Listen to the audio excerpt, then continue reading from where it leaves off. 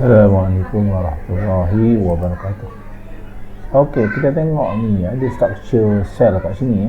Yang ni ada macam initial break lah.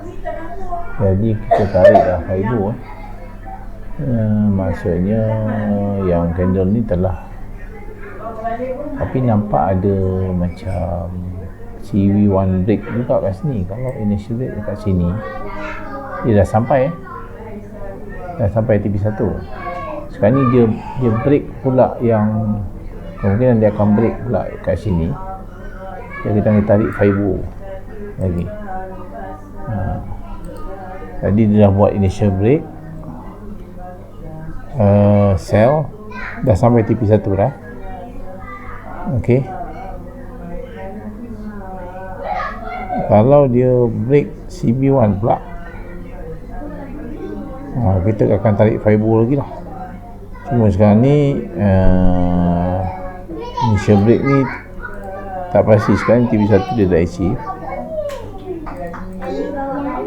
Adakah dia akan pergi TV2?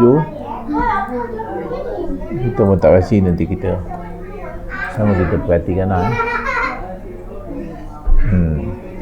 Dia sama ada dia buat initial break ni dah capai TV1, ataupun dia buat CB1 break kat sini.